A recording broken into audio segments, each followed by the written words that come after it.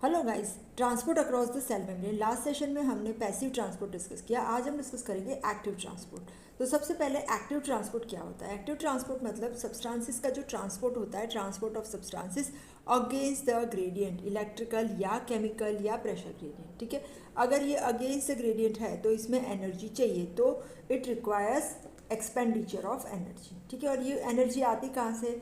Commonly ये energy का source होता है हमारा एटीपी।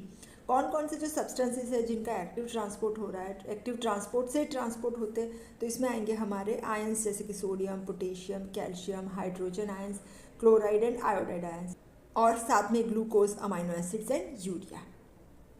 तो यहाँ पे भी यही दिखाया है, एक्टिव ट्रांसपोर्ट मतलब जो सेल के सब्सटेंसेस है उनकी मूवमेंट अगेंस्ट द ग्रेडियंट हो रही है और इसके लिए हमें एनर्जी चाहिए।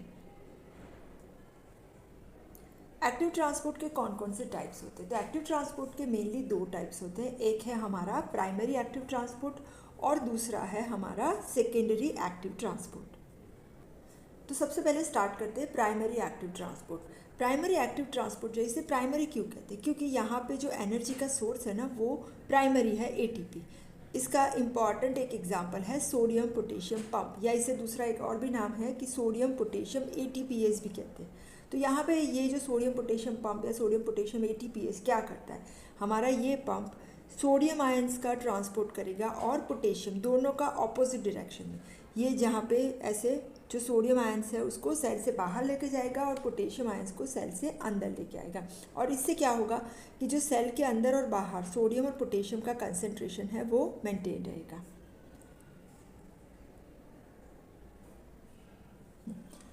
अब बात करें structure of sodium potassium pump की। तो ये जो सोडियम पोटेशियम पंप है इसके अंदर दो सब यूनिट होते हैं। एक है हमारा अल्फा सब यूनिट जिसका मॉलिक्यूलर वेट है ये वाला 1 लाख, और दूसरा है बीटा सब यूनिट जिसका मॉलिक्यूलर वेट है 55,000। ठीक है, और ये जो अल्फा सब यूनिट है ये बेसिकली हमारा काम करता है, ये 1 लाख जिसका मॉलिक्यूलर वेट है। ये अल्फा सब यूनिट में 6 साइड्स होती है। 6 साइड्स में से जो 3 साइड्स है वो सेल के अंदर की साइड है, 3 साइड्स। ठीक है, 3 इंट्रासेलुलर जहाँ पे हमारे सोडियम बाइंड होंगे, 3 सोडियम बाइंड होते हैं यहाँ पे, और बाहर की साइड 2 एक्स्ट्रा सेलुलर साइड्स है जहाँ पे पोटेशियम बाइंड होते हैं। ठीक है, और साथ साथ में एक जो बाइंडिंग साइट होती है ना वो एटीपीएस के लिए भी होती है, यहाँ पे एटीपीएस। ठीक है, अभी इसका मैकेनिज्म ऑफ एक्शन। तो सबसे पहले ये जो हमारा पंप है इसके अंदर 3 साइड्स जो हमने बताया, सोडियम की इनसाइड है और 2 साइड्स पोटेशियम की आउटसाइड है। तो ये सपोज हमारा सेल है। ठीक है, सेल के अंदर जब 3 सोडियम आयंस और बाहर 2 पोटेशियम आयंस ये पंप के साथ बाइंड होते हैं तो क्या होगा, ये जो पंप है वो 3 सोडियम आयंस को बाहर पंप करेगा और 2 पोटेशियम आयंस को अंदर पंप करेगा। साथ साथ में इसके लिए एक और भी चीज़ इंपॉर्टेंट है जो है हमारा एटीपी। इसके साथ यहाँ एटीपी भी बाइंड होगा, जिस एटीपी का डिग्रेडेशन होगा एटीपीएस जो एंजाइम था वहाँ से, और ये जो एटीपी है उसका डिग्रेडेशन होने से जो एनर्जी रिलीज होती है इसकी वजह से ये जो पंप है इसमें कन्फर्मेशनल चेंज होगा। मतलब अब ये 3 सोडियम आयन बाहर चले गए और 2 पोटेशियम आयन्स अंदर आ गए। तो अब पंप के फंक्शन करते हैं। सोडियम पोटेशियम पंप का क्या फंक्शन है? सबसे पहला electrogenic activity of the pump. तो ये जो पंप जब एक्टिव होता है तब क्या होगा कि 3 पॉजिटिव चार्जेस बाहर जाएंगे और 2 पॉजिटिव चार्जेस अंदर आ जाएंगे। ठीक है, तो मतलब क्या हुआ कि पॉजिटिव चार्ज, एक पॉजिटिव चार्ज ज़्यादा बाहर आ गया, मतलब अंदर जो है वो नेगेटिविटी रहेगी। हमारे जो सेल का अंदर का भाग है, जो इंट्रा सेल्यूलर फ्लूइड है, वो बाहर एक्स्ट्रा सेल्यूलर फ्लूइड के कंपैरिजन में नेगेटिव रहेगा। दूसरा फंक्शन है कि ये हमारे सेल का वॉल्यूम मेंटेन करेगा। कैसे? क्योंकि हमारा जो सेल है उसके अंदर प्रोटीन ज़्यादा होते हैं। ये जो प्रोटीन्स है ना वो नेगेटिवली चार्ज है, साथ साथ में दूसरे भी ऑर्गेनिक कंपाउंड्स होते हैं। तो ये जो प्रोटीन और नेगेटिवली चार्ज पार्टिकल है उसकी वजह से हमारे सेल के अंदर पॉजिटिवली चार्ज पार्टिकल अंदर एंटर होना स्टार्ट करेंगे। ठीक है, तो ये पंप जब एक्टिव होगा तो क्या करेगा, ये जो सोडियम पोटेशियम पंप है वो हमारे 3 सोडियम को बाहर पंप कर रहा है। ठीक है, तो ये जो पॉजिटिव अंदर आ रहा है उसका लॉस करेगा, मतलब एक पॉजिटिव आयन का लॉस कर रहा है जब हमारा सोडियम पोटेशियम पंप एक्टिव है तो। और इसकी वजह से जैसे पॉजिटिव आयन सोडियम बाहर जा रहा है तो साथ साथ में वाटर भी इतना अंदर नहीं आएगा, तो ये प्रिवेंट कर रहा है, पॉजिटिव आयन को अंदर आने से प्रिवेंट करेगा, साथ साथ में वाटर का ऑस्मोसिस भी नहीं होने देगा। दूसरा एग्जाम्पल है प्राइमरी एक्टिव ट्रांसपोर्ट का, वो है कैल्शियम पंप। तो यहाँ पे जो कैल्शियम आयन है उसका ट्रांसपोर्ट करेगा कैल्शियम पंप। ये हमारे कैल्शियम आयन को सेल के अंदर जो है कैल्शियम आयन, वहाँ से उसको सार्कोप्लाज्मिक रेटिकुलम में लेके जाएगा। तो ये जो है वो सेल का कंसंट्रेशन इंट्रासेल्यूलर फ्लूइड में कम करेगा, ठीक है।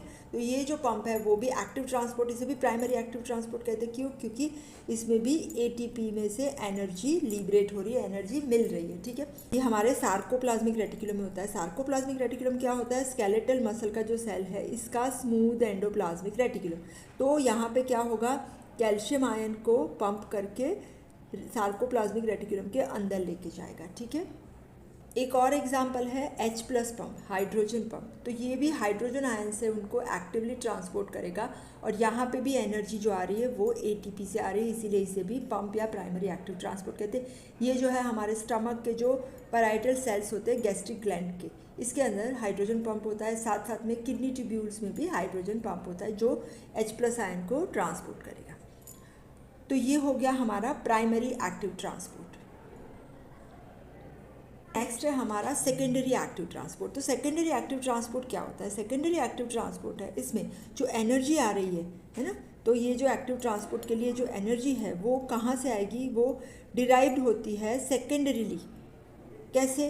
कि कोई और सब्सटेंस का जब ट्रांसपोर्ट होता है तो उससे जो ग्रेडियंट क्रिएट होगा, इसकी जो एनर्जी है वो यहाँ पे यूज़ होगी। जैसे सपोज ये हमारा सेल है, ठीक है, यहाँ पे 3 सोडियम और 2 पोटेशियम ट्रांसपोर्ट हुआ, ये हमारा हो गया प्राइमरी एक्टिव ट्रांसपोर्ट, ठीक है। यहाँ ATP यूज़ हो गया, तो यहाँ से क्या होगा, सोडियम यहाँ सेल के अंदर कम हो गया, तो जो ग्रेडियंट क्रिएट हुआ उसकी वजह से दूसरे साइड से हमारा सोडियम और ग्लूकोज दोनों का ट्रांसपोर्ट हो जाएगा। तो ये एनर्जी यहाँ ये वाले ATP से आ रही है, ठीक है। सेकेंडरी एक्टिव ट्रांसपोर्ट का डेफिनेशन फिर से कर लेते हैं। In secondary active transport energy is derived secondarily from the energy which is stored in the form of ionic concentration difference between two side the of the membrane due to primary active transport, ठीक है। और इसके 2 types होते हैं, को transport and counter transport. तो को transport के एग्जांपल, तो को ट्रांसपोर्ट में क्या होता है? को मतलब दोनों का साथ साथ में, सोडियम के साथ में और कोई सब्सटेंस का ट्रांसपोर्ट हो जाएगा। जैसे सोडियम ग्लूकोज को ट्रांसपोर्ट है। यहाँ पे जो कैरियर प्रोटीन है जिसे कहते हैं सिम्पॉट। सिम्पॉट मतलब ये जो कैरियर प्रोटीन है इसमें 2 जगह होती है, 2 साइड्स होती है। एक के साथ सोडियम बाइंड होगा, दूसरे के साथ ग्लूकोज बाइंड होगा। और जब ये सोडियम और ग्लूकोज दोनों बाइंड होते हैं तो कन्फर्मेशनल चेंज होता है, मतलब कैरियर प्रोटीन में चेंज होगा। और जैसे ही कैरियर प्रोटीन में ऐसे कन्फर्मेशनल चेंज हुआ तो ये दोनों सोडियम और ग्लूकोज सेल के अंदर चले गए, ठीक है। और दूसरे एग्जाम्पल से, एक तो सोडियम ग्लूकोज को ट्रांसपोर्ट हो गया, साथ साथ में सोडियम अमाइनो एसिड को ट्रांसपोर्ट, फिर सोडियम एंड क्लोराइड को ट्रांसपोर्ट, सोडियम आयोडाइड को ट्रांसपोर्ट। ये जो सब है वो को ट्रांसपोर्ट के एग्जाम्पल्स हैं। नेक्स्ट आ रहा है काउंटर ट्रांसपोर्ट। काउंटर ट्रांसपोर्ट में क्या हो रहा है, ये जो कैरियर प्रोटीन होता है ना वो एंटीपॉट होगा। एंटीपॉट मतलब इसमें सोडियम की बाइंडिंग साइट जो होती है ना वो बाहर होगी और दूसरे सब्सटेंस की बाइंडिंग साइट अंदर होगी। मतलब सपोज यहाँ पे एक सोडियम बाहर की साइड बाइंड हो रहा है, एक H+ अंदर की साइड बाइंड होगा। इसके बाद कन्फर्मेशनल चेंज हुआ, मतलब ये उल्टा हो गया, मतलब सोडियम अंदर चला गया और H+ आयन बाहर चला गया, तो इसे कहते हैं काउंटर ट्रांसपोर्ट।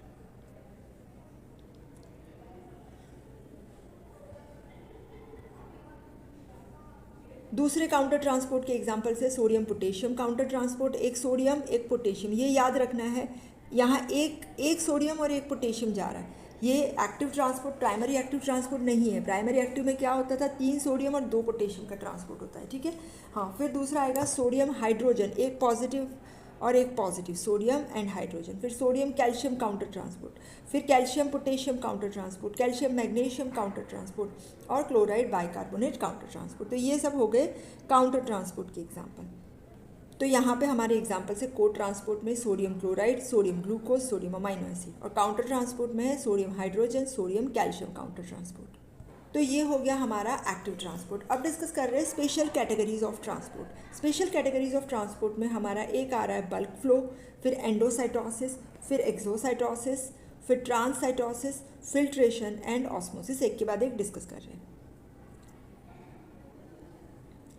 बल्क फ्लो में क्या होता है? बल्क फ्लो मतलब नाम ही सजेस्ट कर रहा है कि पूरे बल्क में फ्लो होगा, मतलब बहुत ज़्यादा कंसेंट्रेशन एक जगह से दूसरी जगह, जैसे हमारा ऑक्सीजन और कार्बन डाइऑक्साइड का ट्रांसपोर्ट होता है। ये भी पैसिव ट्रांसपोर्ट है क्योंकि इसका ट्रांसपोर्ट हो रहा है अलोंग द प्रेशर ग्रेडियंट। इसके बाद आ रहा है एंडोसाइटोसिस। एंडोसाइटोसिस हमारा स्पेशल कैटेगरी में आता है। एंडोसाइटोसिस का मतलब है कि जो सब्सटेंस है उसका ट्रांसपोर्ट मैक्रोमोलेक्यूल होगा, तो एक्रोमोलेक्यूल है, उसके ट्रांसपोर्ट के लिए कोई मैकेनिज्म है नहीं, तो वो कोई भी तरह से ट्रांसपोर्ट नहीं हो पा रहा। तो ये जो सब्सटेंस है मैक्रोमोलेक्यूल, उसका ट्रांसपोर्ट होने के लिए एंडोसाइटोसिस चाहिए। ये जो एंडोसाइटोसिस है इसके भी 3 टाइप्स होते हैं। एक है हमारा पिनोसाइटोसिस, दूसरा है फेगोसाइटोसिस और तीसरा है रिसेप्टर मीडिएटेड एंडोसाइटोसिस। तो सबसे पहले स्टार्ट कर रहे हैं पिनोसाइटोसिस। तो पिनोसाइटोसिस जो प्रोसेस है इसमें मैक्रोमोलेक्यूल, जैसे कि हमारा कोई बैक्टीरिया है या कोई एंटीजन है, वो हमारे सेल के अंदर एंटर होगा पिनोसाइटोसिस से, और इसे सेल ड्रिंकिंग भी कहते हैं। ठीक है, अभी इसकी मैकेनिज्म के बारे में डिस्कस कर रहे हैं। तो पिनोसाइटोसिस में क्या होता है? सबसे पहले ये जो मैक्रोमोलेक्यूल होता है ना, यहाँ पे फॉरेन पार्टिकल या जो मैक्रोमोलेक्यूल है या कोई ड्रॉपलेट है, वो सबसे पहले बाइंड होगा outer surface of the cell membrane, उसके साथ बाइंड हो गया। ठीक है, इसके बाद ये जो सेल मेम्ब्रेन है ना, इसमें इवेजिनेशन हुआ, ऐसे छोटा सा डिप्रेशन हो जाएगा। ठीक है, और इसके बाद ये जो डिप्रेशन होगा और इससे बनेगा एक ड्रॉपलेट, और ये जो पूरा ड्रॉपलेट है ना, उसका ड्रॉपलेट का एंगल्फमेंट हो जाएगा सेल के अंदर। और उसके बाद जो ये एंगल्फ ड्रॉपलेट होता है ना, ये हमारा कन्वर्ट हो जाएगा वेसिकल में, या इसे वैक्यूल भी कहते हैं, और इसका दूसरा नाम है एंडोसोम। ये वाला, ये एंडोसोम के साथ हमारे लाइसोसोम, जो प्राइमरी लाइसोसोम है, वो फ्यूज़ हो जाएंगे, इसके साथ जॉइंट हो जाएंगे, और ये अपने लाइसोसोम्स, अपने एंजाइम्स इसके अंदर डाल देंगे, जिससे कि हमारे जो एंडोसोम का कंटेंट है उसका डिग्रेडेशन होगा, उसका डाइजेशन हो जाएगा। तो ये हो गई हमारी प्रोसेस ऑफ एंडोसाइटोसिस, जिसका नाम है पिनोसाइटोसिस। दूसरी प्रोसेस है फेगोसाइटोसिस, और इस प्रोसेस को हम कहते हैं सेल ईटिंग भी। यहाँ पे जो मॉलिक्यूल है वो मैक्रोमोलेक्यूल से भी थोड़ा सा बड़ा होगा, जिसका एंगल्फमेंट होगा। ठीक है, हमारे सभी सेल्स फेगोसाइटोसिस नहीं करते, कुछ सेल्स ही है जो फेगोसाइटोसिस करते, और ये सेल्स हमारे आ जाएंगे न्यूट्रोफिल्स, फिर आ रहा है हमारा मोनोसाइट एंड मैक्रोफेजिस। तो ये सेल्स है, इनमें फेगोसाइटोसिस की कैपेसिटी होती है। ठीक है, हाँ, तो अभी इसका मैकेनिज्म करते हैं। फेगोसाइटोसिस का मैकेनिज्म क्या होता है? यहाँ पे जैसे ये पार्टिकल बड़ा वाला है, फॉरेन पार्टिकल, वो आ गया सेल के बाजू में, तो ये जो फेगोसाइटोसिस करने वाला जो सेल होता है ना, वो एक साइटोप्लाज्मिक एक्सटेंशन ऐसे बनाएगा, जिसे कहते हैं स्यूडोपोडियम। ये जो स्यूडोपोडियम है यहाँ पे ऐसे, और ये बना रहा है स्यूडोपोडियम अराउंड द बैक्टीरिया और फॉरेन पार्टिकल। ठीक है, इसके बाद ये जो स्यूडोपोडियम बना है ना, यह वाला, ये एनसर्कल कर लेगा पूरे बैक्टीरिया को, और इसके बाद उसे एंगल्फ कर जाएगा। ठीक है, और यहाँ पे जो वैक्यूल बनता है ना, ये वैक्यूल है, इसका नाम है फेगोसोम। अगेन इसके बाद की प्रोसीजर सेम है, फेगोसोम सेल के अंदर चला गया, इसके साथ प्राइमरी लाइसोसोम फ्यूज़ हो गया, फिर वो बना रहा है सेकेंडरी लाइसोसोम, और उसके हाइड्रोलाइटिक एंजाइम्स इसके अंदर इंजेक्ट करेगा, और जो फेगोसोम है इसका डिग्रेडेशन करेगा। तो ये हो गई हमारी प्रोसेस ऑफ फेगोसाइटोसिस। हमने डिस्कस किया एंडोसाइटोसिस में एक होता था पिनोसाइटोसिस, दूसरा है फेगोसाइटोसिस, और तीसरा होता है रिसेप्टर मीडिएटेड एंडोसाइटोसिस। तो ये जो रिसेप्टर मीडिएटेड एंडोसाइटोसिस होता है, इसके अंदर रिसेप्टर प्रोटीन्स होते हैं, और ये जो प्रोटीन होते हैं ना, वो पीट्स के ऊपर होते हैं, और ये जो पीट्स है ना, उसके ऊपर क्लैथेरिन प्रोटीन होता है। तो ये जो पीट है उसका नाम हो गया हमारा क्लैथेरिन कोटेड पीट्स। ठीक है, तो ये जो क्लैथेरिन है, ठीक है, वो कोटेड करके ये पीट बनाएगा। और इसका मैकेनिज्म क्या होगा? यहाँ पे जो रिसेप्टर मीडिएटेड एंडोसाइटोसिस है, इसके अंदर ये जो स्टार्ट होगा, इसके अंदर सब्सटेंस चाहिए लाइगेंड। तो यहाँ पे ये वाला जो है उसका लाइगेंड होगा रिसेप्टर का। तो ये जो लाइगेंड मॉलिक्यूल होते हैं ना, वो रिसेप्टर के साथ बाइंड हो जाएंगे। तो सबसे पहले ये लाइगेंड हमारा हार्मोन भी हो सकता है और कोई भी सब्सटेंस हो सकता है। तो ये लाइगेंड, ये जो रिसेप्टर थे ना, इसके साथ बाइंड हो जाते हैं, लाइगेंड रिसेप्टर कॉम्प्लेक्स बन जाता है। ठीक है, रिसेप्टर्स कहाँ थे? रिसेप्टर हमारे कोटेड पीट से इसके अंदर होते हैं। ठीक है, और इसके बाद ये जो लाइगेंड रिसेप्टर कॉम्प्लेक्स है, ये जो पीट है उसके साथ वाला, वो पूरा डिटैच होकर सेल के अंदर चला जाएगा। अगेन उसमें से वेसिकल बनेगा। ठीक है, और ये जो वेसिकल है ना, ये अगेन फिर से हमारा लाइसोसोम के साथ फ्यूज़ हो गया। लाइसोसोम इसके अंदर ये हाइड्रोलाइटिक एंजाइम डाल देगा और उसका डिग्रेडेशन करेगा। ठीक है, एक और चीज़ होती है कि जैसे ये डिग्रेडेशन हो गया, इसके बाद ये जो रिसेप्टर होते हैं ना वो वापस से सरफेस के ऊपर चले जाते हैं, ठीक है। तो फिर से ये रिसेप्टर्स वो पीठ के ऊपर चले जाते हैं और इसका फिर से यूज़ हो जाता है। तो ये हो गया हमारा रिसेप्टर मीडिएटेड एंडोसाइटोसिस। एंडोसाइटोसिस है वो बहुत इंपॉर्टेंट रोल कर रहा है किसके अंदर कि कुछ सब्सटेंसेस है, मैक्रोमोलिक्यूल्स है, उसको सेल के अंदर ट्रांसपोर्ट करने में। जैसे कि हमारे हार्मोन्स है, हार्मोन्स में कुछ hormones, growth hormone, thyroid stimulating hormone, साथ साथ में ग्रोथ फैक्टर्स है, उनको भी सेल के अंदर लेके जाएगा। कुछ टॉक्सिन्स और बैक्टीरियाज है जैसे कॉलेरा टॉक्सिन, डिप्थीरिया टॉक्सिन, साथ साथ में कुछ वायरसेस है, कुछ एंटीबॉडीज़ है। इन सब का ट्रांसपोर्ट करने के लिए ये हमारा इंपॉर्टेंट ट्रांसपोर्ट मैकेनिज्म है रिसेप्टर मीडिएटेड एंडोसाइटोसिस। एक और स्पेशल कैटेगरी ऑफ ट्रांसपोर्ट में आ रहा है हमारा एक्सोसाइटोसिस। एक्सोसाइटोसिस मतलब ये जो सब्सटेंस है वो सेल से बाहर जाएगा, expelled out from the cell. तो ये पूरा प्रोसीजर हमारा एंडोसाइटोसिस से उल्टा होगा, रिवर्स ऑफ एंडोसाइटोसिस।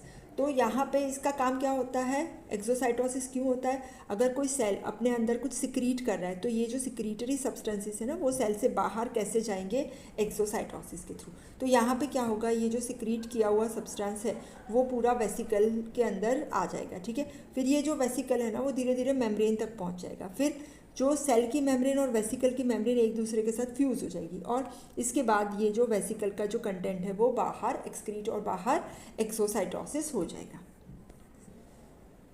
एक्सोसाइटोसिस में कैल्शियम आयंस का बहुत इंपॉर्टेंट रोल है क्योंकि ये जो सिक्रीटरी सब्सटेंसेस या कोई न्यूरोट्रांसमीटर सिक्रीट कर रहा है या कोई हार्मोन सिक्रीट कर रहा है तो ये जो कैल्शियम आयंस है ना वो सेल के अंदर आने चाहिए। जब कैल्शियम अंदर आएंगे तो ये सब्सटेंस की मूवमेंट और एक्सोसाइटोसिस जल्दी होगा। एक और ट्रांसपोर्ट मैकेनिज्म है जिसे कहते हैं ट्रांससाइटोसिस। इसके दूसरा नाम है वेसिकुलर ट्रैफिकिंग और साइटोपेम्पेसिस। इसमें क्या हो रहा है कि एक सपोज सेल है तो इसमें एक साइड से एंडोसाइटोसिस होगा, दूसरे साइड से एक्सोसाइटोसिस होगा, ठीक है। तो एंडोसाइटोसिस और एक्सोसाइटोसिस दोनों एक ही सेल में हो रहा है, ठीक है। तो इसमें क्या हो रहा है, जैसे ये वेसिकल बना तो वेसिकल एक साइड से एंटर हो रहा है। कभी कभी रिसेप्टर मीडिएटेड एंडोसाइटोसिस भी होता है, रिसेप्टर कोटेड पीड्स भी होती है जो हमने बताया। पर इसमें जो है ना रिसेप्टर्स वो कैवियोलिन होते हैं, क्लैथेरिन कोटेड नहीं होती, कैवियोलिन कोटेड पीड्स होती है, ठीक है। और इसके एग्जांपल है कभी कभी कुछ बैक्टीरियाज होते हैं वो एंटर होते हैं ब्लड में। तो एक साइड से ब्लड, सपोज ये हमारा ब्लड वेसल है, इसका एंडोथीलियम है, ठीक है। तो ये एक साइड से एंटर हो दूसरे साइड से एग्जिट हो जाएंगे, तो इसे कहते हैं ट्रांससाइटोसिस। स्पेशल कैटेगरी ट्रांसपोर्ट में एक और भी आएगा जिसका नाम है फिल्ट्रेशन। तो फिल्ट्रेशन में क्या होता है, फिल्ट्रेशन में वाटर या और कोई फ्लूइड इसका मूवमेंट होगा, पर कहाँ से कहाँ, हाई हाइड्रोस्टैटिक प्रेशर से लो हाइड्रोस्टैटिक प्रेशर। हाइड्रोस्टैटिक प्रेशर मतलब वाटर हेड प्रेशर, कि कोई फ्लूइड है उसका प्रेशर। अगर यहाँ पे जैसे ग्लोमेरुलर मेम्ब्रेन है तो इसमें जो ट्रांसपोर्ट हो रहा है वो फिल्ट्रेशन हो रहा है, ठीक है। तो यहाँ पे ज़्यादा प्रेशर है यहाँ ग्लोमेरुलस में, तो वहाँ से बाउमेंस कैप्सूल के अंदर फ्लूइड का ट्रांसपोर्ट होगा, ठीक है, जिसे कहते हैं फिल्ट्रेशन। एक हो गया हमारा ग्लोमेरुलाई में। दूसरा एग्जाम्पल है, सपोज ये हमारा ब्लड वेसल है, वहाँ से इंटरस्टिशियल फ्लूइड में, तो यहाँ अंदर बहुत ज़्यादा प्रेशर होगा तो यहाँ से ऐसे इंटरस्टिशियल फ्लूइड में जो ट्रांसपोर्ट हो रहा है वो भी फिल्ट्रेशन के थ्रू होगा। एक और स्पेशल कैटेगरी ट्रांसपोर्ट है जिसका नाम है ऑस्मोसिस।